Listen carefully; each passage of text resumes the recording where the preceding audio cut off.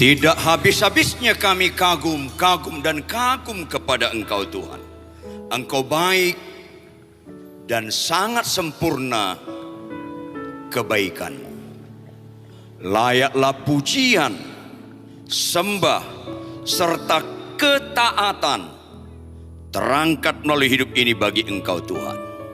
Sungguh tiada yang seperti Engkau. Betapa indahnya hidup ini kalau sepenuhnya kami percayakan hanya kepada Engkau. Untuk itu Tuhan, Roh Kudus, tolong setiap jemaat-Mu supaya pendekatan mereka terhadap kebenaran firman Tuhan bukan supaya keinginan mereka terjadi. Karena firman-Mu bermanfaat untuk mengajar, untuk menunjukkan kesalahan, untuk memperbaiki kelakuan, dan mendidik kami dalam kebenaran. Ubahkan kami. Tidak ada mujizat yang jauh lebih indah dalam hidup ini selain Kau dapatkan kami hidup dalam kebenaran. Lembutkan hati kami Tuhan, sebab semua ini kami memohon di dalam nama Tuhan Yesus Kristus. Haleluya. Semua yang percaya sama-sama katakan amin. Tepuk tangan yang keras buat Tuhan. Amin, amin, amin. Silakan duduk. Shalom. Shalom. Saya sangat membutuhkan konsentrasi Anda sedikit ekstra daripada biasanya untuk mendengarkan firman hari ini. Yang setuju angkat tangan tinggi-tinggi. Yang setuju angkat tangan tinggi-tinggi. Anda sungguh-sungguh perlu konsentrasi sedikit ekstra untuk mendengarkan firman hari ini. Sama-sama katakan amin. Mari kita buka Alkitab kita dari Mazmur 126 ayat 1 sampai ayat 6. Mazmur 126 ayat 1 sampai ayat 6. Kalau sudah dapat, saya ajak kita membacanya bergantian dengan jangan terlalu cepat. Kecepatan speednya mirip ke saya, dengan tegas, seraya. Kita perhatikan baik-baik, bukan hanya ayat demi ayat, bukan hanya kalimat demi kalimat, tetapi juga kata demi kata. Di bawah judul perikop pengharapan di tengah-tengah penderitaan. Bukan pengharapan di balik penderitaan, tetapi pengharapan di tengah-tengah penderitaan. Nyanyian ziarah. Ketika Tuhan memulihkan keadaan Sion, keadaan kita seperti orang-orang yang bermimpi. Lanjut.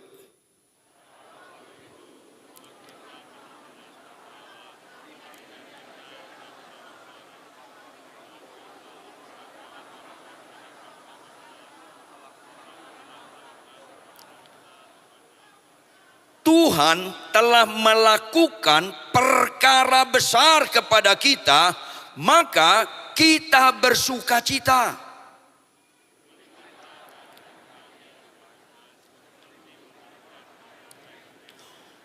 Orang-orang yang menabur dengan mencucurkan air mata akan menuai dengan bersorak-sorai.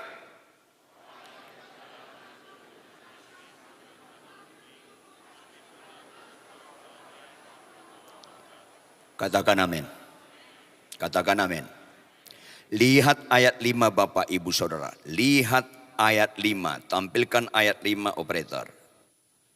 Saya tanya jemaat sekalian. Orang yang bagaimana akan menuai dengan bersorak-sorai? Orang yang bagaimana? Orang yang menabur dengan mencucurkan air mata. Jangan coba-coba cari cara lain supaya kita menuai dengan bersorak-sorai selain suka menabur dan suka mencucurkan air mata.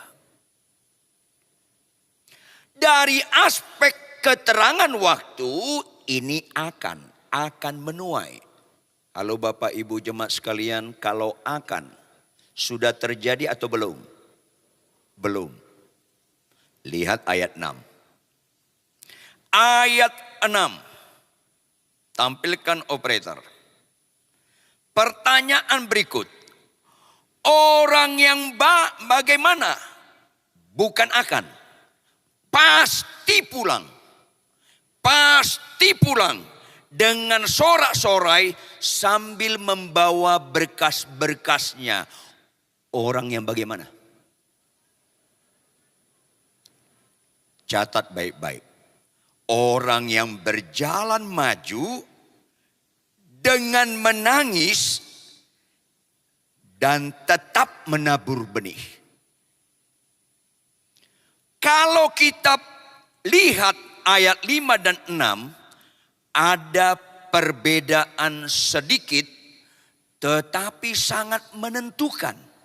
Supaya sorak-sorai kita jangan akan. Jangan sekedar akan. Nanti Kristen kita Kristen halusinasi. Kristen kita Kristen pasti. Ulangi, Kristen kita Kristen apa? Pasti. Kalau ayat 5 direpresentatifkan dengan dua kata kerja. Yaitu orang yang akan menuai dengan bersorak-sorai kalau dia menabur dengan mencucurkan air mata. Menabur dengan mencucurkan air mata. Tetapi kalau ayat 6 supaya itu real, nyata, maka harus ditambah dengan satu kata kerja, yaitu berjalan maju, menangis, dan tetap konsisten menabur benih. Baru pasti pulang dengan sorak-sorai sambil membawa berkas-berkasnya. Dan ini makin indah kalau kita menghayati salib Kristus. Kalau tidak, Anda masuk pada dimensi-dimensi sukacita sementara. Sukacita semu. Halo. 10 orang sakit kusta. Pernah baca Bapak Ibu sekalian? Tolong jawab. Datang ke Tuhan Yesus atau ke dukun? Yang keras. Datang ke Tuhan Yesus. Dengar baik-baik. Berapa mereka yang percaya Yesus sanggup menyembuhkan mereka? Semua. Saya ulangi. Semua. Saya ulangi. Semua. Semua mereka percaya Yesus sanggup menyembuhkan mereka. Halo. Berapa yang sembuh? Yang keras. Berapa yang sembuh? Semua. Berapa yang menikmati sukacita sementara? 9. Halo. Jangan ragu Tuhan bisa menyembuhkan kita. Katakan amin. Tapi kesembuhan sukacita sementara yang akhirnya kau akan kecewa dan meratap begitu sedih tak berkesudahan kalau tidak mencapai sukacita yang sejati. Sedih sekali Tuhan Yesus, orang Kristen suka kesembuhan tapi tidak suka nilai-nilai kekekalan. Halo, kalau Anda sakit, jangan ragu Tuhan bisa menyembuhkan. Tetapi saya peringatkan Anda, kalau Anda mendekati Yesus hanya untuk kesembuhan, Anda sedang menghina pengorbanan Yesus di kayu salib. Anda sedang menghina pengorbanan Yesus di kayu salib. Pakar bahagia, namanya Yesus. Yesus pakar bahagia berkata, orang yang berbahagia bukan sakit sembuh. Orang yang berbahagia bukan gak punya anak dapat anak. Orang yang berbahagia bukan gak punya jodoh dapat jodoh. Orang yang berbahagia bukan berkelimpahan harta.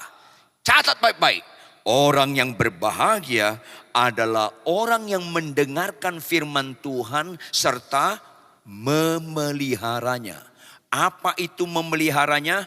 Merenungkan firman Tuhan siang dan malam dan melakukannya. Sayang banyak orang Kristen belum selaras kebahagiaannya dengan kebahagiaan Tuhan. Padahal kebahagiaan Tuhan adalah kebahagiaan yang sejati, yang asli, yang sifatnya kekal. Gak heran Tuhan berkata, banyak yang terpanggil, sedikit yang terpilih. Karena banyak orang Kristen suka mendekati Tuhan, sakit sembuh, suka mendekati Tuhan. Yang gak punya anak dapat anak, suka mendekati Tuhan. Yang gak punya jodoh dapat jodoh, suka mendekati Tuhan. Usahamu akan maju. Mati binasa ke neraka. Karena itu bukan sukacita yang mulia. Kayaknya wajah Anda kayaknya nggak rela ini. Halo. Rendah banget derajat pengorbanan Yesus. Rendah banget derajat pengorbanan Kristus kalau sekedar sakit sembuh. Rendah banget derajat pengorbanan Kristus kalau sekedar dipulihkan ekonomimu. Jangan ragu Tuhan bisa menyembuhkan. Katakan amin. Jangan ragu Tuhan bisa mengaruniakan Anda anak ketika Anda 18 tahun menikah belum punya anak. Jangan ragu Tuhan bisa mengaruniakan. Jangan ragu Tuhan bisa memulihkan ekonomimu.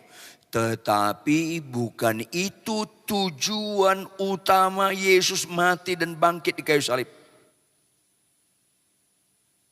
Ini penting sekali. Supaya kita nanti pulang ibadah, kita mulai belajar berubah dan selaras dengan apa yang disukai Tuhan. Yang setuju katakan amin. Yang setuju katakan amin. Yang setuju tepuk tangan yang keras. Yes. Bapak, Ibu, Saudara kekasih, marilah kita dekati Allah itu sempurna. Allah itu penuh kasih. Allah itu luar biasa kebenarannya, dalam kesempurnaannya, dalam kasihnya, dalam kebenarannya yang luar biasa. Dia ciptakan manusia segambar dengan Allah. Itu manusia yang paling indah. Gak ada yang lebih indah manusia selain manusia diciptakan segambar dengan Allah. Tetapi Allah berkata kepada mereka, Adam dan Hawa, semua buah pohon di taman ini boleh kau makan buahnya. Tapi yang satu itu jangan kau makan buahnya. Kalau kau makan kau akan mati. Fokusnya bukan buahnya Bapak Ibu jemaat sekalian. Fokusnya bukan buahnya. Kurang kerjaan Anda kalau meneliti buah apa itu ya. Itu kurang kerjaan. Kurang kerjaan Anda menyebut nama buahnya. Itu buah kuldi, buah simalakama, itu kurang kerjaan. Karena fokusnya bukan buahnya. Fokusnya bukan pohonnya. Fokusnya perintahnya. Ulangi, fokusnya perintahnya. Ulangi. Lebih keras. Fokusnya perintahnya. Halo Bapak Ibu. Tidak ada statement hidup yang berbobot mengakui Yesus Tuhan selain ketaatan. Catat baik-baik. Catat baik-baik. Tidak ada statement hidup yang berbobot mengakui Yesus Tuhan selain ketaatan. Khotbah bagus, penyembahan, nubuat, mujizat-mujizat tidak pernah berbobot mengakui Yesus Tuhan selain ketaatan. Ini penting sekali. Buka operator Matius 7 ayat 21 sampai ayat 23. Matius 7 ayat 21 sampai 23.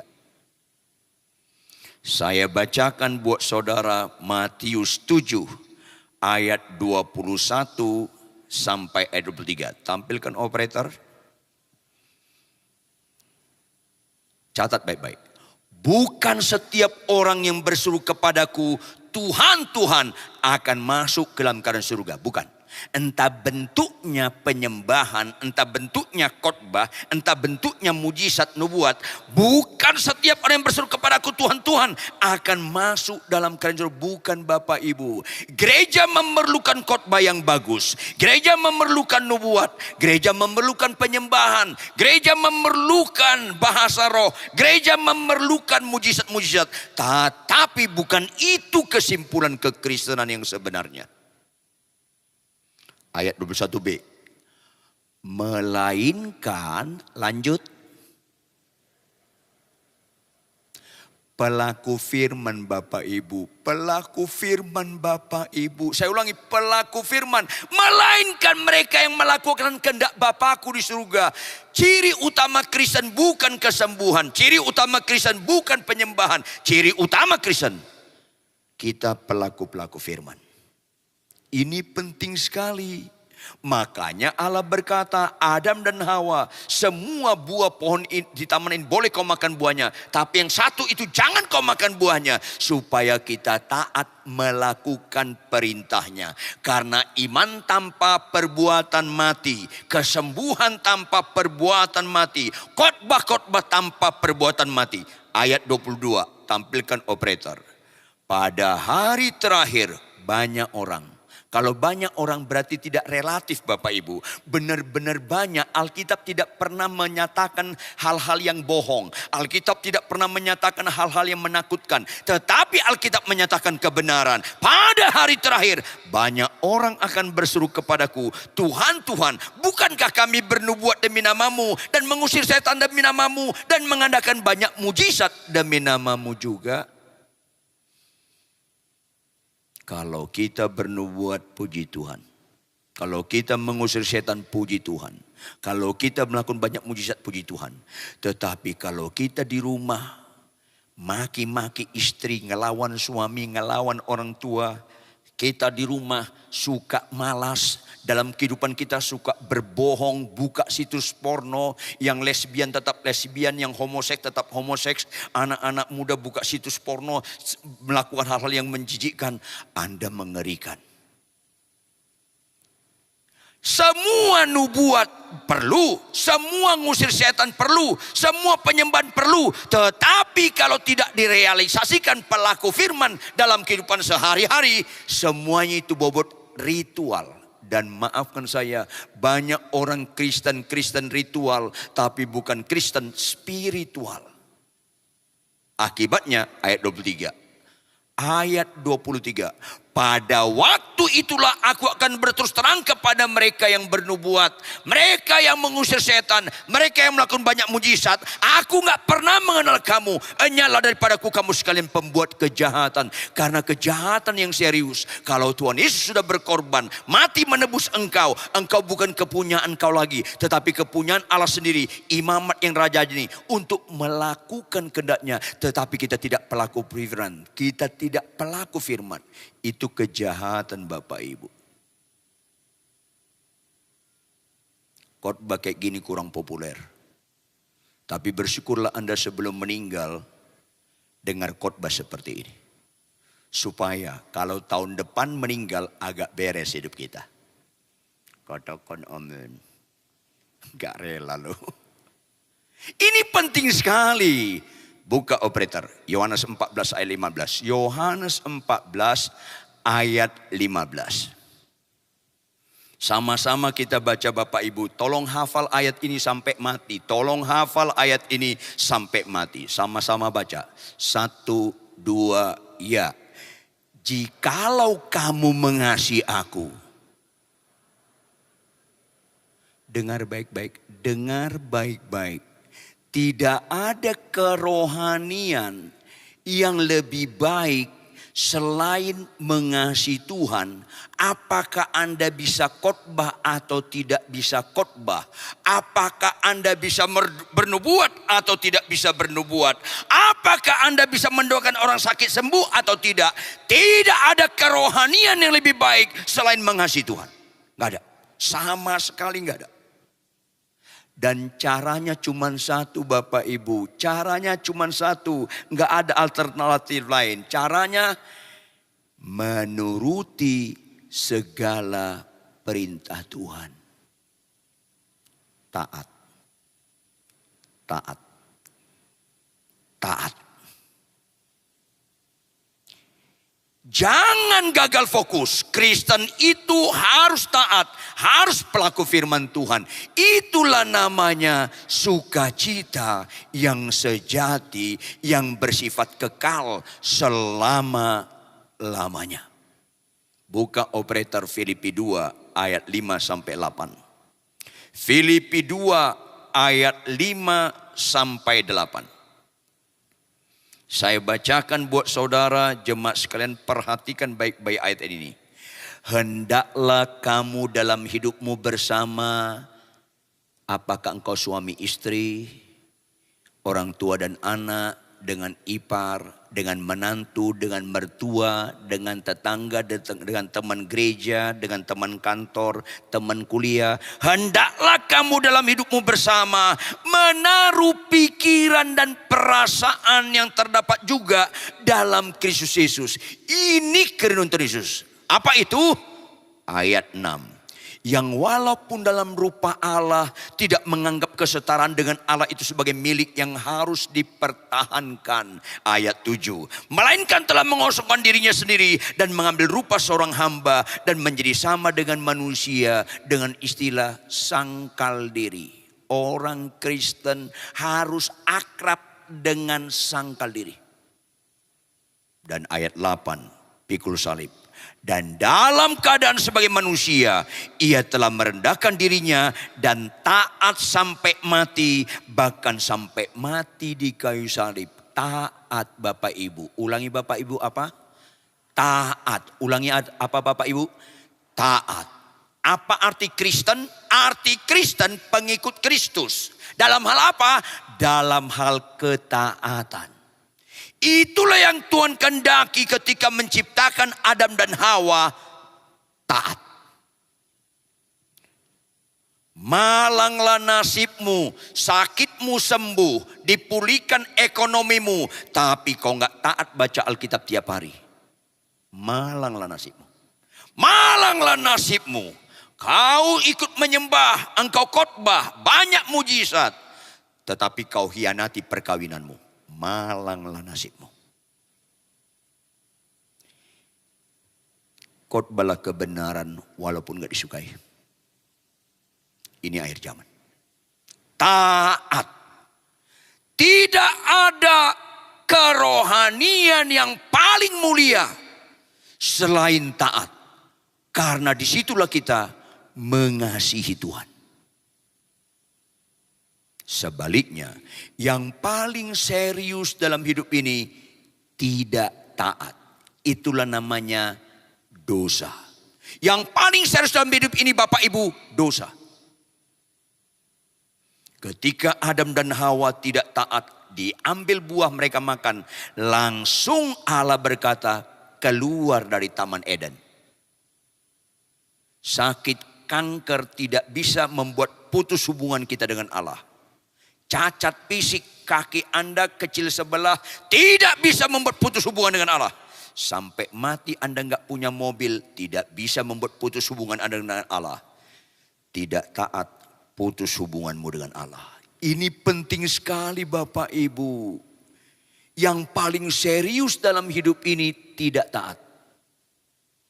Itulah namanya dosa. Jangan maknai dosa seperti kata orang. Jangan maknai dosa seperti kata diri kita sendiri. Maknailah dosa menurut Alkitab. Itu pasti benar. Makanya saya katakan kepada siapa saja yang saya temukan. Kau kaya, kau konglomerat. Tapi kalau kau hianati perkawinanmu, kaulah paling malang dalam hidup ini. Yang paling malang dalam hidup ini tidak taat. Ini penting sekali Bapak Ibu. Makanya lihatlah serius tidak serius satu masalah. Lihatlah dari akibatnya dan siapa yang turun tangan mengatasi masalahnya. Kita tahu persis kanker lebih serius daripada bisul karena akibatnya. Bisul nggak bisa mati, kanker bisa mati. Kelihatan serius tidak serius itu masalah dari akibatnya. Yang kedua, dari siapa yang turun tangan mengatasi masalah.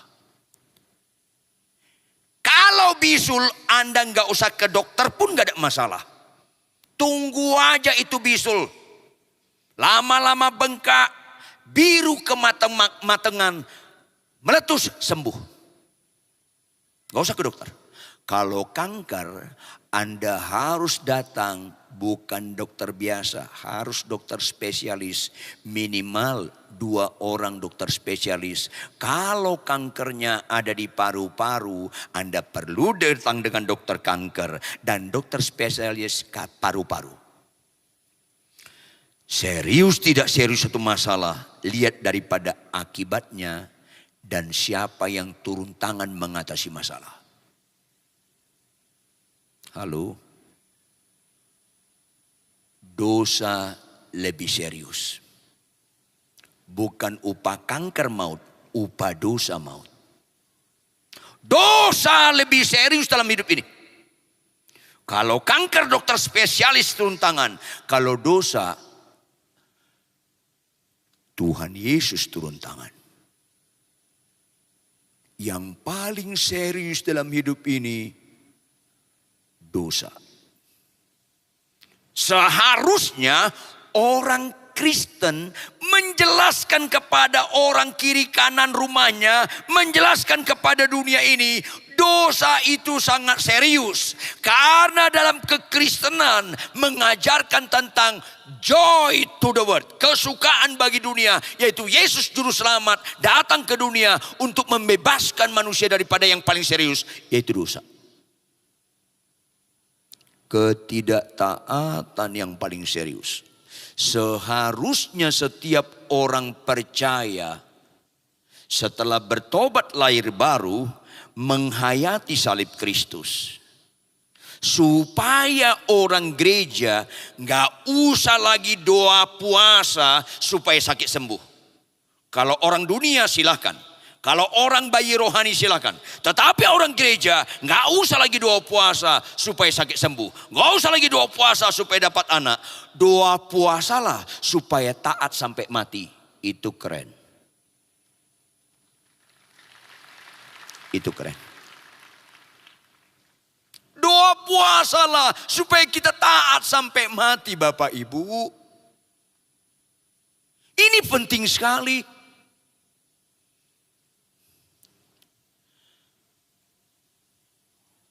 Doa kesembuhan boleh Bapak Ibu, jangan anti kesembuhan. Saya sakit jantung parah 6 bulan 23 hari, saya opname di rumah sakit Cipto tahun 80-an. Kepala kardiolog Profesor Dr. Kadarman berkata saat itu, dia berkata nggak ada harapan hidup. 6 bulan 23 hari saya berbaring, jangankan duduk, miringkan badan aja nggak bisa. Berat saya 32 kilogram, super langsing. Mau langsing loh, sakit jantung lah. Darah tinggi saya 230/40. Enggak ada harapan hidup. Jadi kalau orang bilang pendeta Rituan Huta Barat itu anti kesembuhan, pasti dia enggak kenal saya. Saya yang ditolong Tuhan melalui sakit jantung parah. Saya jadi hamba Tuhan tahun ini masuk 42 tahun. Starting point, titik awalnya Tuhan lawati saya dan Tuhan sembuhkan. Tetapi nggak ada artinya kalau sakit sembuh kalau nggak mau taat pada Dia.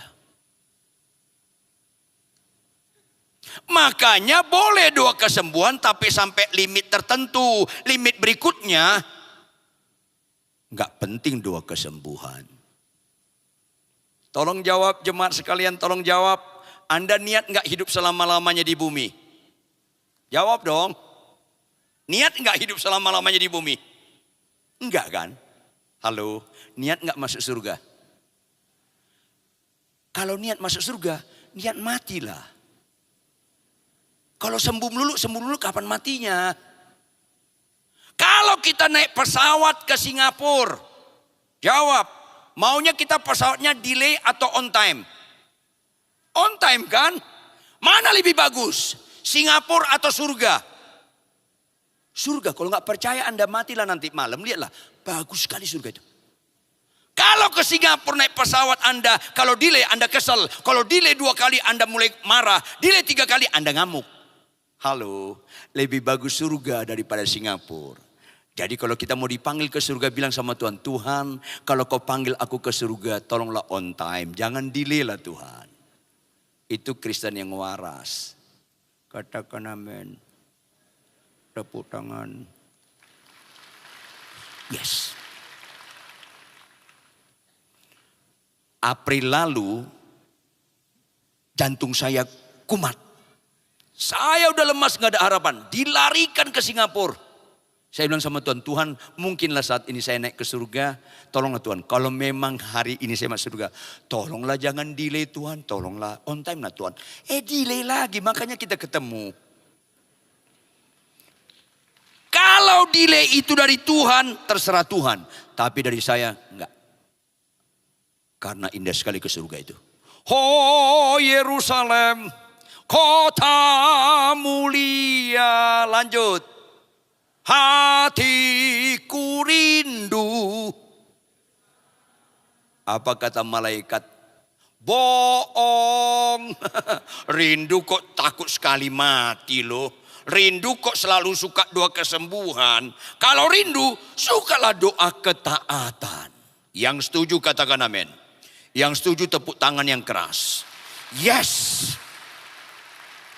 Fokus kita adalah Tuhan Yesus yang lebih dahulu taat sampai mati untuk keselamatan kita. Fokus kita ialah Tuhan Yesus yang lebih dahulu taat melayani kita dengan segala kasih kesabaran supaya kita hidup benar. Fokus kita kepada Yesus Kristus yang lebih dahulu berkorban segala-galanya untuk keselamatan kita. Maka fokus kita berikutnya, kita harus melayani Dia dengan sungguh-sungguh. Kita harus taati Dia sampai mati. Itu Kristen. Itu Kristen. Tetapi tidak segampang yang dikhotbahkan. Gak segampang diucapkan. Saya latar belakang dulu kuliah tahun 70-an. Kuliah teater. Terus kuliah musik. Saya sempat dosen drama musikal. Saya orang seni. Tapi bandelnya auzubillah bin jalik. Udah pendek, jelek, sadis lagi. Sampai mama saya pernah ngomong, lebih baik lu mati daripada hidup. Bayangkan emak sendiri ngomong gitu. Apalagi emak-emak orang lain. Makanya orang sadis, orang kejam, orang norak, orang keras kepala paling cocok sakit jantung supaya bertobat. Kalau sakit bisul gak bertobat. Begitu saya bertobat, saya rindu sekali ikut Tuhan. Saya baca Alkitab satu hari minimal 50 pasal. Haus sekali saya. Karena latar belakang Kristen KTP, jahat. Begitu dicelikan mata, haus sekali saya.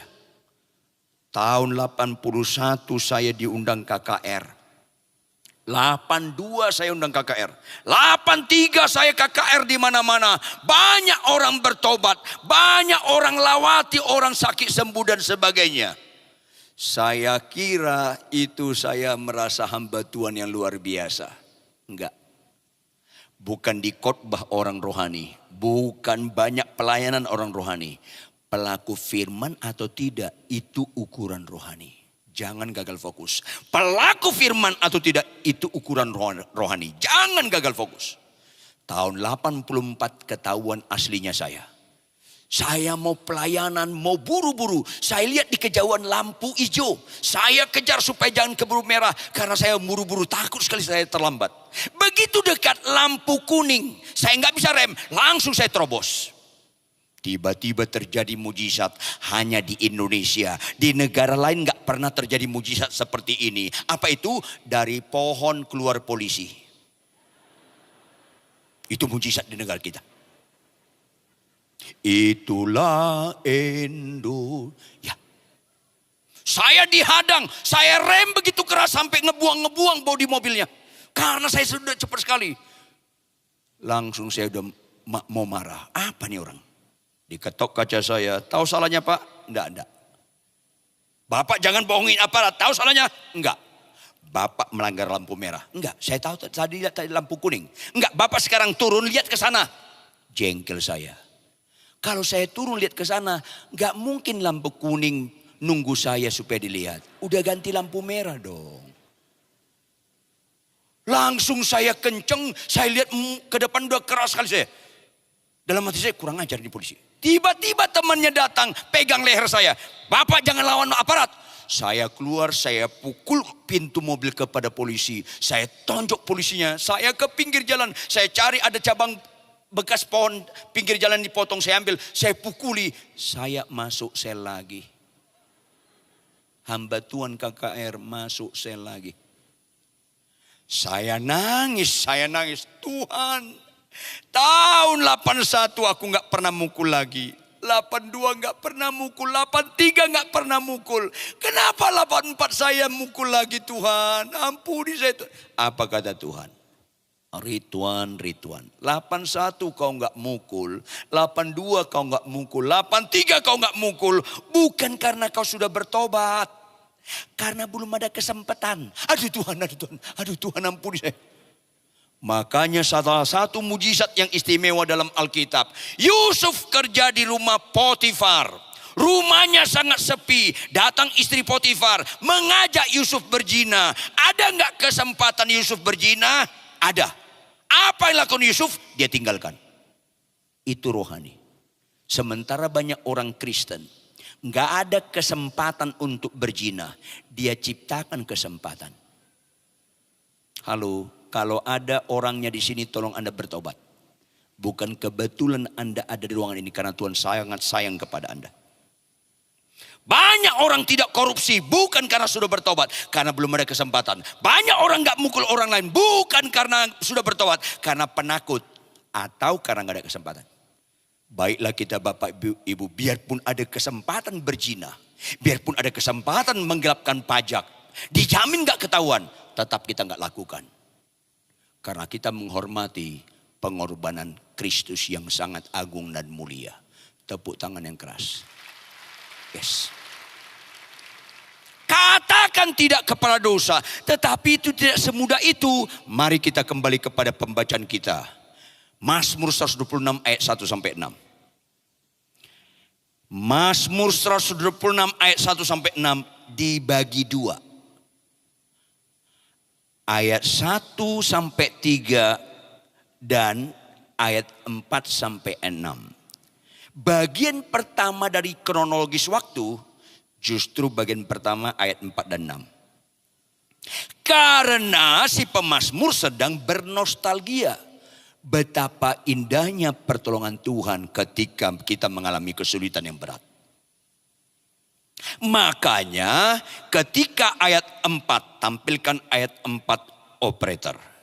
Dikatakan pada ayat 4 bahwa si pemazmur ini memohon untuk dipulihkan. Pulihkanlah kami, berarti belum pulih. Beda dengan ayat 1, ketika Tuhan memulihkan keadaan Sion, sudah dipulihkan. Maka dalam konteks ini kita menggali mulai dari ayat 4. Ayat 4 operator. Ayat 4.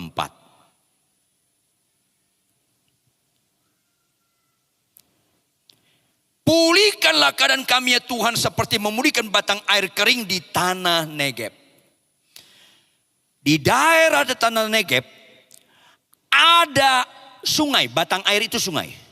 Kalau musim kering, saking keringnya, itu kita nggak percaya pernah air mengalir di situ. Saking keringnya. Nggak percaya kita ada air mengalir di situ. Karena bukan hanya ikan nggak ada. Tumbuh-tumbuhan pun tidak ada di sekitar itu. Saking keringnya. Tetapi ketika musim penghujan terjadi perubahan yang signifikan. Air sebentar kotor mengalir. Kemudian mulai bersih-bersih. Dengan ajaibnya di sekitar daerah aliran sungai. Tumbuh-tumbuhan yang begitu bagus. Buahnya terkenal enak. Bunga-bunganya terkenal indah. Sehingga banyak burung-burung dan berkeriapan ikan-ikan bagus sekali. Beda sekali sungai di musim kering dengan di musim penghujan. Saya ingatkan Anda Bapak Ibu, Anda sama sekali tidak mengenal Tuhan. Kalau Anda dipulihkan Tuhan, sakitmu sembuh, tapi kelakuanmu nggak sembuh dengan benar. Kau tetap pemarah, kau tetap dendam, sakit hati, kau tetap berzina, kau tetap menjudi, kau tetap menipu. Sakit sembuh bukan perbedaan signifikan di dalam orang percaya kepada Yesus. Catat baik-baik. Orang menghormati Tuhan kalau dia sakitnya disembuhkan, dipulihkan ekonominya, dikaruniakan dia berkat keturunan, dikaruniakan dia berkat-berkat yang lain, disertai dengan perubahan kelakuan. Ulangi perubahan apa? Ulangi lebih keras, perubahan apa? Kelakuan Bapak Ibu. Ada di gereja saya gembala jemaat di satu jemaat di Jakarta. Singer saya menyembah gemetar-gemetar.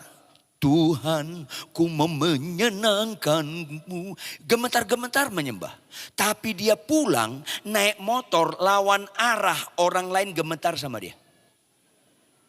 Halo, Anda mengejek Tuhan kalau menyembah gemetar-gemetar, tapi bisa naik motor lawan arah, orang lain gemetar sama Anda. Jangan pura-pura gak nyambung. Jangan pura-pura gak nyambung. Ada pendeta di Jakarta, pernah saya bimbing ketika remaja, kemudian dipakai Tuhan menurut manusia. Khotbah semangat sekali, khotbah gemetar-gemetar. Begitu saya diminta dia mimpin retreat di gereja dia, mobilnya dipepet, dia pepet balik. Saya bilang jangan itu. Biar Pak Ridwan, biar kasih pelajaran. Itu kalimat kelihatannya positif, tapi itu jahat. Dipepet lagi lawannya, dia pepet lagi. Dipepet lagi, dia pepet lagi. Lawannya naik trotoar, puas dia, mampus lu katanya. Padahal di belakang mobilnya ada stiker. Tulisannya Yesus Kristus Juru Mudiku. Untung saya bukan Tuhan. Kalau saya Tuhan, pasti saya bilang, petir sambar nih orang, biar gosong. Halo Bapak Ibu, Anda main-main menyembah Tuhan di gereja, kalau kelakuanmu buruk di luar sana. Bersyukurlah Anda sebelum meninggal dengar khotbah seperti ini. Katakan amin. Supaya kalau tahun depan kau meninggal agak beres hidupmu. Yang tepuk tangan itu waras itu. Iya. Khotbah bagus diperlukan gereja, penyembahan serius diperlukan gereja, tetapi itu mengejek Tuhan kalau enggak disertai dengan perubahan kelakuan. Begitu saya bertobat, kita harus tahu Bapak Ibu, yang paling kering dalam hidup ini bukan enggak ada duit. Yang paling kering dalam hidup ini bukan sakit penyakit. Yang paling kering dalam hidup ini, kita tidak suka akan kebenaran. Ini penting sekali. Jangan Anda mati dulu baru insaf. Expire. Karena banyak orang Kristen mati dulu baru sadar, aduh Tuhan, kau buang aku ke neraka, aku sudah bernubuat, aku sudah mengusir setan, kau bilang aku gak kenal engkau. Sedih sekali orang kalau udah mati dulu baru tahu betapa jeleknya kerohanian orang. Sakit sembuh, kelakuan gak berubah. Khotbah bagus, banyak nubuat, banyak mujizat, kelakuan gak berubah. Ada apa Kristen ini? Gak heran kalau Tuhan berkata banyak yang terpanggil, sedikit yang terpilih. Karena gagal fokus. Karena serupa dengan dunia ini. Agama apapun, penjahat sekalipun suka kesembuhan. Agama apapun, penjahat sekalipun suka kekayaan. Tetapi tidak semua agama, tidak semua manusia di dunia ini suka kebenaran. Suka membalas kejahatan dengan kebaikan. Suka mengampuni, suka berkorban. Gak banyak, termasuk di kalangan gereja pun tidak banyak. Untuk apa kita percaya kepada Yesus yang berkorban begitu menderita? Hanya sekedar fokusnya kesementaraan. Sakit sembuh sementara, miskin kaya sementara. Hidup benar itu sifatnya kekal. Itu penting sekali. Itu penting sekali. Oleh karena itu, perjuangan orang Kristen, begitu dia bertobat lahir baru, dia memiliki tingkat kesadaran yang tinggi bahwa perbedaan signifikan Kristen dengan agama lain. Kristen agama penebusan. Ulangi Bapak Ibu, Kristen agama konsekuensi ditebus. Kau bukan kepunyaan kau lagi, kepunyaan Kristus. Kau nggak pernah menebus dirimu, Kristus yang menebus. Makanya kita panggil dia Tuhan, Kurios. Makanya manggil dia Tuhan Kurios harus doulos, budak, taat pada dia. Bangunlah relasimu yang bagus kepada Tuhan. Bukan sekedar bisa khotbah, bukan sekedar bisa mujizat, bukan sekedar bisa bahasa roh, bukan sekedar bisa bernubuat. Tetapi bangunlah hubunganmu dengan Tuhan dengan ketaatan. Pasti nggak salah hubunganmu dengan Tuhan. Makanya orang yang berbahagia adalah orang yang mendengar firman Tuhan serta memeliharanya, yaitu merenungkan dan melakukannya. Jikalau kamu mengasihi aku, kamu menuruti segala perintahku. Maka Bapak Ibu, ketika kita bertobat lahir baru, jawab. Ketika kita bertobat lahir baru, jawab. Kita ikut Yesus atau Yesus ikut kita? Jawab. Yes, kita ikut Yesus. Jujur. Yesus yang kita ikuti jauh lebih banyak gak cocok dengan kita daripada cocok. Dunia yang kita tinggalkan jauh lebih banyak cocok dengan kita daripada gak cocok. Jawab Bapak Ibu jemaat sekalian. Cocok gak sama kita? Balaslah kejahatan dengan kebaikan. Cocok gak? Enggak. Paling cocok apa? Balaslah kejahatan dengan kejahatan. Anda lebih baik dari saya. Kalau saya dulu enggak, balaslah kejahatan dengan lebih jahat lagi. Itu memuaskan saya. Itu manusia lama kita. Kita lebih cocok pada dunia daripada Kristus. Balaslah kejahatan dengan lebih jahat lagi, itu memuaskan saya. Balaslah kejahatan dengan kejahatan, saya kurang puas. Balaslah kejahatan dengan diam, menderita saya. Balaslah kejahatan dengan kebaikan, hidupku bukan aku lagi, melainkan Kristus dalamku. Itu Kristen. Kalau kau bisa menyembah, kau bisa khotbah, kau bisa pelayanan kesana kemari, tapi orang maki kau maki balik, kau nggak ngerti Kristen. Karena Kristen itu bukan sekedar bisa khotbah, bukan sekedar bisa mujizat, bukan. Tetapi pelaku firman Tuhan. Ini penting sekali Bapak Ibu. Nah, saya ini dalam proses menjadi hamba Tuhan yang sebenarnya nggak dilihat di khotbah, di kelakuan. Karena hamba Tuhan, pelaku apa kata Tuhan, maka fokus kita bukan janji Tuhan. Fokus kita perintah Tuhan supaya iman kita bagus. Halo, siapa disebut bapak beriman? Abraham. Abraham, kau akan punya keturunan sebanyak bintang di langit, sebanyak pasir di pinggir lautan. Itu perintah atau janji? Ya, janji. Bukan di situ Abraham lulus disebut bapak beriman. Tetapi di mana? Di perintah. Ketika melalui proses tingkat kesulitan yang sangat tinggi, akhirnya Abraham punya anak. Sayang sekali dia dengan Ishak. Tuhan gak bisa dibohongi, tahu persis Tuhan. Dan Tuhan perintahkan, Abraham, ambil anakmu yang tunggal. Kalau saya dramatisir sedikit, Abraham kata, siapa Tuhan? Ishak atau Ismail? Yakni Ishak yang kau kasihi. Kenapa Tuhan? Saya beli dia Fortuner atau Pajero? Bukan. Apa Tuhan? Sembelih dia bagiku. Itu perintah atau janji? Yang keras? Perintah. Abraham manusia biasa atau robot? Manusia biasa. Ada nggak konflik di batin dia ketika perintah Tuhan suruh menyembelih anak yang tunggal yang dikasihi? Ada nggak penderitaan, pergumulan dalam diri dia, konflik dalam diri dia? Ada nggak? Ada, sangat ada. Tetapi pada akhirnya dia taat. Di situ dia disebut bapak beriman, biangnya beriman. Contoh yang bagus tentang beriman, diketahui. ketaatan. Ulangi di mana? Ulangi di mana? Makanya gak heran Tuhan berkata, jikalau kamu mengasihi aku, kamu menuruti segala perintahku. Fokus orang benar perintah bukan janji.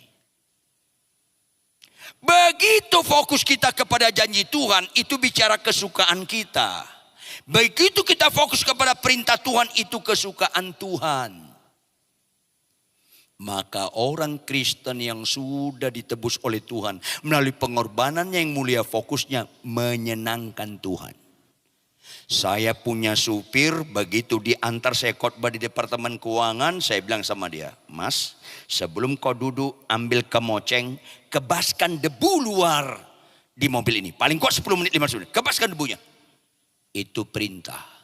Itu kesukaan supir atau saya? Kesukaan saya. Perintah itu representatif kesukaan yang memberikan perintah. Perintah Tuhan itu representatif dengan kesukaan Tuhan. Begitu saya selesai pelayanan, saya lihat mobil udah bersih.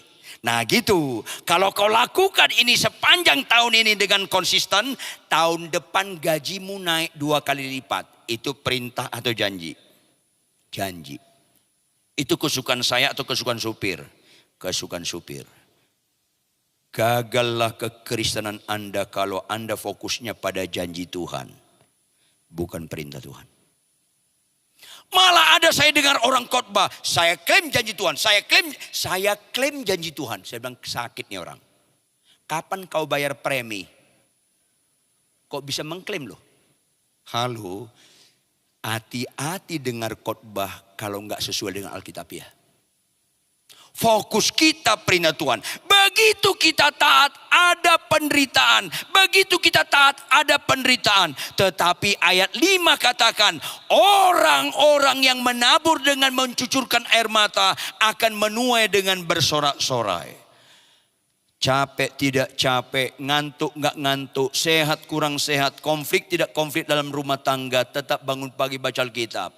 Ada perlawanan dalam diri ini, sangkallah. Kalau ada perlawanan dalam, sangkallah. Ada keinginan daging kita mau lakukan, sangkal. Ada godaan untuk melakukan sesuatu yang menjijikkan, ada godaan untuk memaki-maki orang, sangkallah.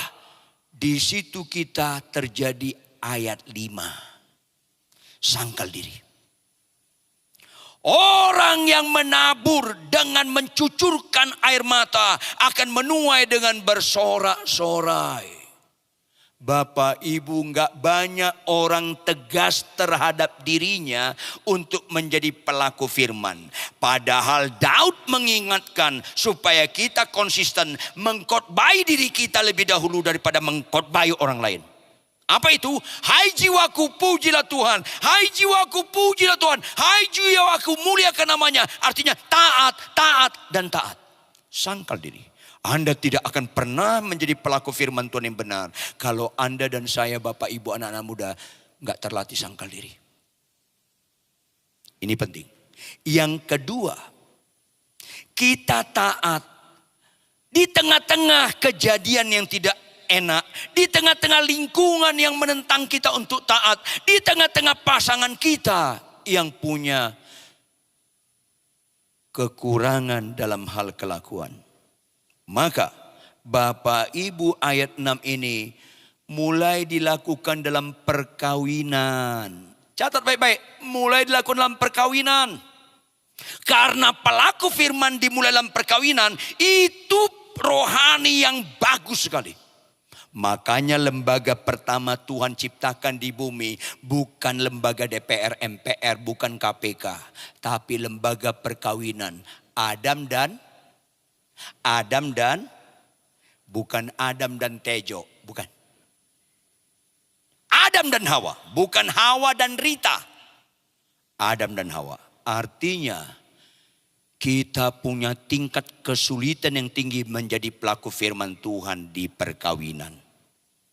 Artinya tidak ada orang menikah dengan orang yang cocok kecuali menikah dengan tiang listrik. Halo. Pernikahan yang paling cocok, menikahlah dengan orang gak cocok. Apa itu? Menikahlah dengan lawan jenis. Lawan, ulangi apa? Lawan. Makanya anak-anak muda, kalau Anda menikah supaya bahagia, kebahagiaan semu, halusinasi. Menikah bukan supaya bahagia, menikah supaya dewasa. Begitu saya ketemu wanita Tionghoa, wo aini ni aiwo. Saya menikah sudah hamba Tuhan. Saya menikah sudah dosen teologi. Saya menikah sudah khotbah ke sana kemari. Tapi begitu menikah konflik. Jauh lebih gampang khotbah kepada jemaat daripada menabur firman di rumah. Jauh lebih gampang melayani orang lain daripada melayani rumah. Padahal pelayanan yang asli di rumah. Jangan gagal fokus di rumah. Maka kalau gagal perkawinanmu, kau nggak ngerti arti keberhasilan rohani yang benar. Catat baik-baik. Makanya relasi paling sakral di antara manusia di hadapan Tuhan, relasi suami istri. Jangan gagal fokus. Relasi suami istri. Saking sakralnya, itu lembaga pertama Tuhan ciptakan. Saking sakralnya, kamu bukan lagi dua tapi satu. Ini penting. Tapi banyak bapak-bapak kasar sama istrinya, lembut sekali sama istri orang. Ada apa ini? Niat buka cabang loh. Halo. Makanya selalu saya bilang, kalau kalian mau lihat rohani saya, jangan lihat waktu khotbah. Gampang sekali rohani waktu khotbah. Kalau Anda mau lihat rohani saya, jangan lihat waktu penyembahan. Gampang sekali menunjukkan rohani dalam penyembahan. Karena itu bukan asli. Kalau Anda mau lihat rohani saya, Bapak, Ibu, Saudara kekasih, tinggal di rumah saya 6 bulan atau lebih. Lihat sehari-hari. Rohani itu kehidupan sehari-hari, dimulai dalam rumah, dimulai dalam perkawinan. Saya latar belakang orang seni dan super jorok. Saya bisa main piano 2 hari tanpa mandi. Saya bisa latihan teater, olah tubuh, larut malam sampai jam 2 malam, kadang-kadang 3 dini hari. Kemudian capek, saya tidur di emperan tempat kuliah, kena debu gak apa-apa. Rayton Huta Barat latar belakang super jorok. Ketemu sama si Homilin, sarjana teknik kimia, super sangat bersih sekali. Di rumah kami 2 yang menderita, saya dan debu itu menderita sekali di rumah. Jangan ketawa, ini penderitaan. Istri saya punya peraturan di rumah lebih ketat dari hukum Taurat. Konflik. Tetapi Tuhan bilang, kalau kau tabur kepada dirimu supaya kau jadi pelaku firman Tuhan itu gak gampang sampai nangis. Berikutnya ayat 6. Tetap maju menabur. Walaupun konflik rumah tangga bagaimanapun, tetap kau lakukan firman Tuhan. Tetap, aku gak mampu Tuhan, tetap lakukan. Sambil mencucurkan air mata, terus engkau menabur. Halo, rohani yang asli ketika konflik dalam rumah tangga, tetap kau pelaku firman. Itu Kristen yang asli. Jangan tutupi kebobrokan rohanimu dengan khotbah bagus di mimbar, worship leaders di mimbar, singers di mimbar, pemain musik di gereja.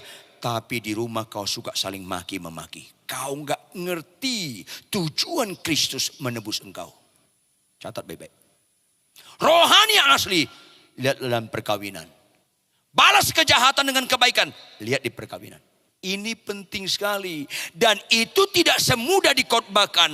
Harus kita ngerti, makin menjengkelkan istri kita, makin menjengkelkan suami kita. Bukan kita tampar dia supaya dia nangis. Tetapi kalau istri kita makin menjengkelkan, sudahkah kita menangis ketika dia tidur dan berkata, Tuhan, tolonglah.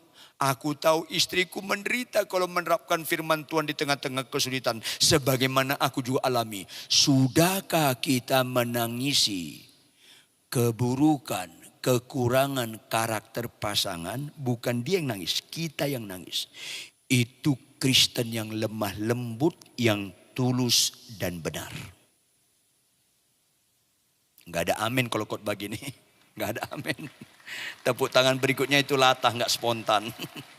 Ini penting sekali supaya rohani kita asli. Makanya kuatlah dalam kerohanian yang tidak populer. Apa itu kerohanian yang tidak populer? Garam. Orang Kristen garam dulu baru jadi terang. Garam itu berfungsi kalau nggak kelihatan.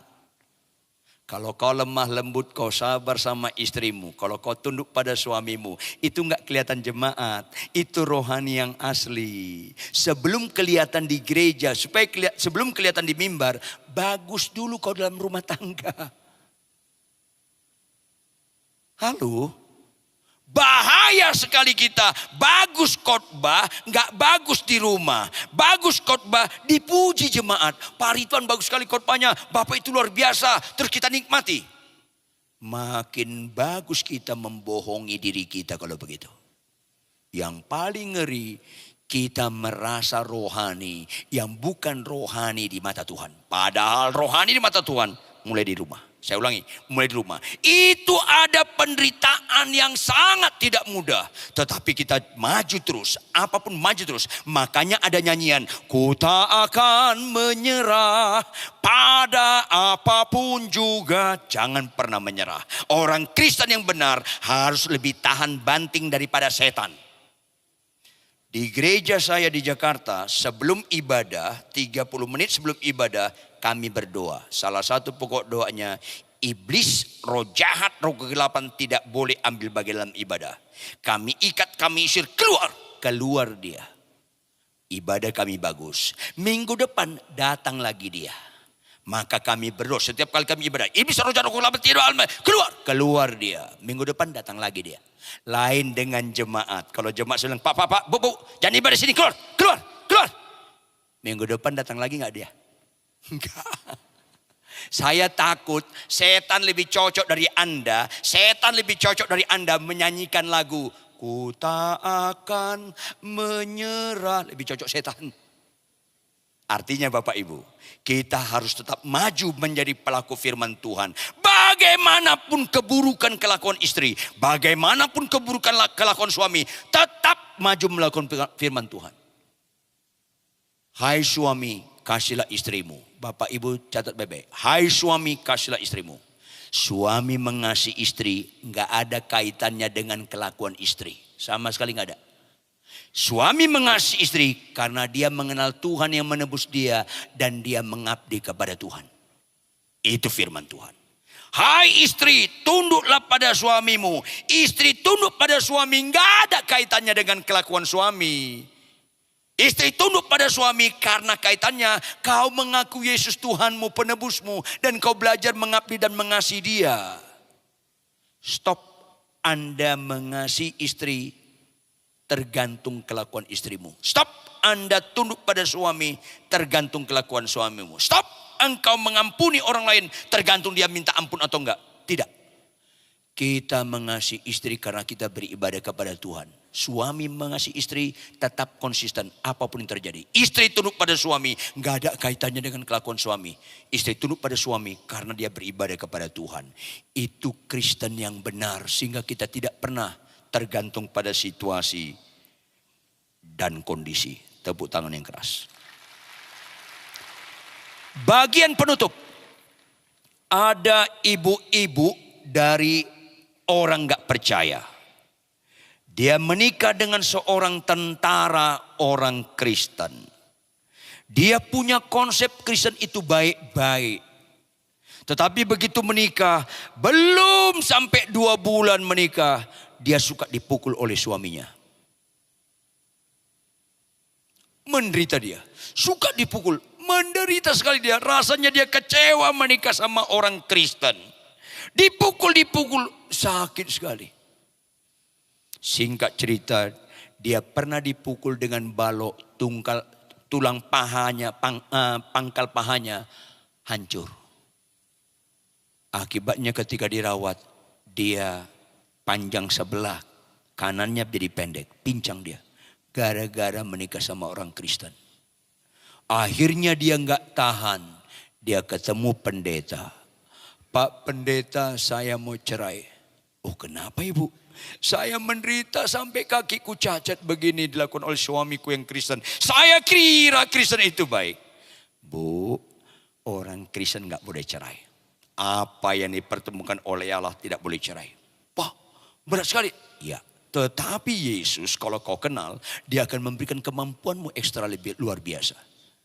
Jadi gimana? Bapak tolong layani suamiku. Ibu, kalau ibu mau suami ibu bertobat, ibu lebih dahulu bertobat. Kok bisa? Karena ibu yang lebih dahulu datang ke pendeta. Singkat cerita, dilayani ibu ini. Akhirnya dia mau baca Alkitab tiap hari, Dia katakan kepada dirinya tetap tunduk pada suami. Tapi suaminya enggak makin berubah, makin kasar dan makin kasar. Akhirnya dia datang ke pendeta. Pak pendeta enggak mampu. Ibu, pencobaan bagi mereka yang mengenal salib Kristus. Yang kita hadapi enggak pernah melampaui kekuatan kita. Jadi gimana?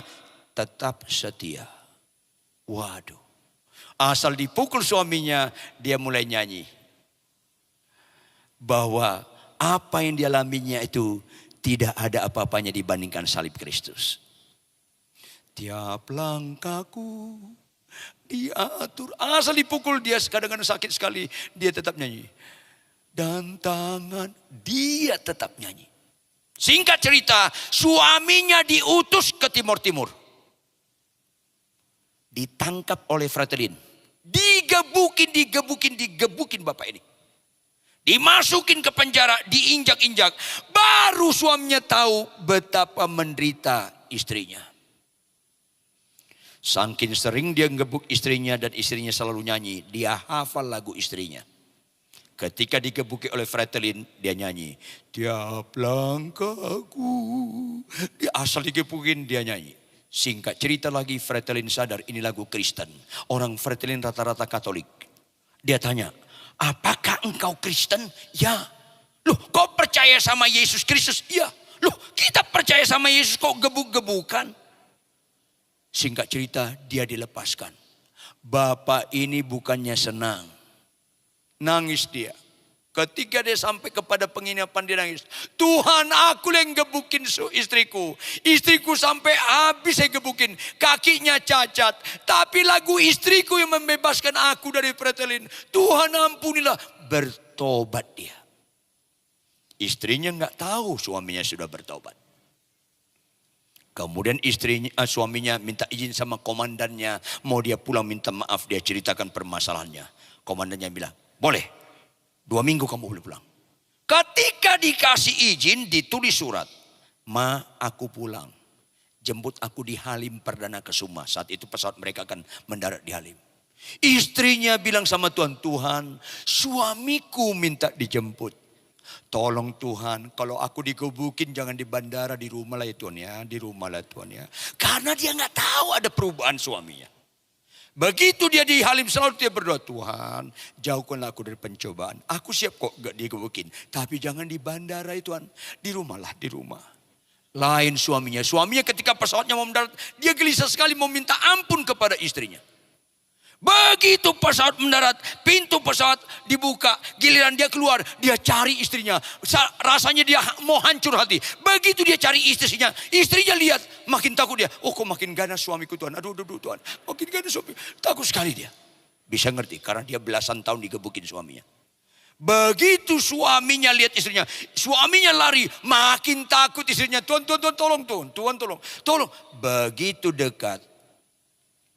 Suaminya tersungkur, dia cium kaki istrinya. Dalam posisi mencium, dia tengadahkan mukanya. Dia bilang, Ma, kalau mama mau tampar saya, tampar saya. Kalau mama mau tendang saya, Ma. Saya jahat sekali. Kalau mama mau ludahi saya, Ma. Saya jahat sekali, Ma. Istrinya lihat. Kayak mimpi. Itu ayat 1. Ayat 1 berkata, ketika Tuhan memulihkan keadaan Sion, keadaan kita seperti orang-orang yang bermimpi. Orang yang berbahagia adalah orang yang mendengarkan firman Tuhan, konsisten taat menjadi pelaku firman Tuhan. Akibatnya ayat 2, pada waktu itulah mulut kita penuh dengan tertawa dan lidah kita dengan sorak-sorai. Pada waktu itu berkatalah orang di antara bangsa-bangsa, Tuhan telah melakukan perkara yang besar kepada orang-orang ini. Sakit sembuh bukan perkara besar di mata Tuhan. Lumpuh berjalan bukan perkara besar di mata Tuhan. Buta celik bukan perkara besar di mata Tuhan. Kalau kau sakit sembuh, kelakuanmu buruk, batu sandungan kau. Perkara yang besar adalah perubahan karakter Bapak Ibu. Proses aku makin berkurang, Yesus makin bertambah. Karakter Kristus ada pada kita. Itulah perkara yang besar yang paling disukai oleh Tuhan. Bukan sakit sembuh. Bukan mobilmu Innova jadi Alphard. Karena gak usah percaya kepada Yesus pun bisa mobil Innovanya jadi Alphard. Bukan, itu gak perbedaan signifikan Bapak Ibu. Tetapi kalau buah roh kita, kasih, sukacita, kesabaran, itu makin jelas dan makin jelas. Bukankah itu yang paling menyenangkan hati Tuhan? Akibatnya kita menjadi surat-surat terbuka yang bisa dibaca orang, mulai istri kita, suami, orang lain, sehingga makin banyak lutut bertelut dan mulut mengaku Yesus Tuhan. Bukankah itu yang paling menyenangkan hati Tuhan? Makin banyak jiwa-jiwa dimenangkan, bukan sekedar sakit sembuh, bukan sekedar dipulihkan ekonomimu. Mari kita bangkit berdiri, tepuk tangan yang keras sekali. Bangkit berdiri, tepuk tangan yang keras sekali. Kita tutup, kita sama-sama baca ayat 3. Kita tutup, kita sama-sama baca ayat 3. Sama-sama kita baca ayat 3. Operator tampilkan ayat 3. Sama-sama, 1, 2, ya. Tuhan telah melakukan perkara besar kepada kita. Yes. Perkara besar pada kita. Hidupku bukan aku lagi, melainkan Kristus dalamku. Punya keteladanan di atas rata-rata dalam kesabaran. Punya keteladanan di atas rata-rata dalam pengampunan. Punya keteladanan di atas rata-rata dalam kerendahan hati. Punya keteladanan di atas rata-rata dalam kekudusan. Punya keteladanan di atas rata-rata suka berkorban. Bukankah itu yang paling menyenangkan Tuhan? Pulanglah dari tempat ini. Berikan dirimu menikmati perkara yang besar dari Tuhan. Supaya melalui kehidupan kita, orang bisa melihat Kristus karena karakter kita. Disitulah kita menyenangkan hati Tuhan. Bapak Ibu, jangan lagi serupa dengan dunia ini. Kalau sakitmu sembuh, kau yang senang. Tuhan belum. Karena Tuhan tidak pernah meletakkan sukacitanya di kesembuhan. Sehingga 10 orang sakit kusta, semuanya sembuh. Tapi bukan semuanya menyenangkan Tuhan, hanya 1. Oleh karena itu Bapak Ibu, jangan ragu, Tuhan bisa menyembuhkan kita. Jangan ragu, Tuhan bisa memulihkan ekonomi kita. Tetapi terlebih lagi, jangan ragu, Tuhan bisa merubah karakter kita. Yang setuju katakan amin. Menyenangkan hati Tuhan kalau kita taat menjadi pelaku-pelaku firman Tuhan. Yang setuju, angkat tangan kananmu tinggi-tinggi. Jangan ikut-ikutan. Yang setuju, angkat tangan kananmu tinggi-tinggi. Ambil keputusan. Bagus kau menyembah di gereja. Kau bisa khotbah bagus. Tapi kalau kelakuan kita berubah, itulah satu-satunya yang menyenangkan hati Tuhan. Kita mau suka menjadi pelaku firman Tuhan, di mana Tuhan berkata, jikalau kamu mengasihi aku, engkau menurut segala perintahku. Itulah satu-satunya menyenangkan hati Tuhan. Walaupun prosesnya harus mau mencucurkan air mata, sangkal diri, dan terus maju menabur. Cucurkan air mata, pikul salib. Maka sukacita ilahi akan memberkati semua jemaat sekalian. Mari kita berdoa. Kembali kami tidak habis-habisnya kagum-kagum dan kagum kepada Engkau Tuhan. Kebenaran firman ini menunjukkan kami bukan anak murahan, kami bukan anak gampangan, melainkan sebagai anak-anak pilihan. Walaupun konsekuensinya kau tegur kami, kau bongkar kemunafikan kami, supaya kau perbaiki kelakuan kami, dan kau didik kami dalam kebenaran.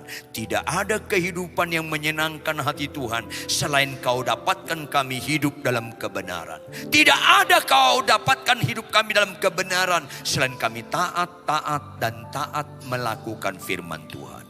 Untuk itu Tuhan, jika ada dosa dan kejahatan kami hari ini, ditegur secara langsung atau tidak langsung, ampuni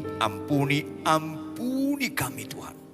Jika ada perintah Tuhan kami ketahui, tapi kami tidak serius dengan sungguh-sungguh melakukannya dalam pertolongan Roh Kudus, ampuni kami Tuhan. Terjemahkan lebih lanjut kebenaran firman ini dengan segala kekayaan maknanya lebih daripada hamba-Mu yang terbatas menjelaskan. Dan Roh Kudus tolong mereka mengimplementasikannya, tidak pernah menyerah. Sehingga kesukaan mereka terhadap firman Tuhan sebagaimana yang Tuhan sukai, itu diimplementasikan dalam kehidupan sehari-hari. Sehingga terjadi karakter Kristus dalam kehidupan mereka. Sehingga mereka dimanapun mereka berada, mereka menjadi surat-surat yang terbuka yang bisa dibaca orang. Sehingga makin banyak lutut bertelut dan mulut mengakui Tuhan, maka tempat ini hari demi hari makin penuh oleh jiwa-jiwa baru, dan Engkau dipermuliakan. Senangkanlah hatimu Tuhan, karena untuk itulah alasan kami hidup. Dalam nama Tuhan Yesus Kristus. Haleluya. Semua yang percaya sama-sama katakan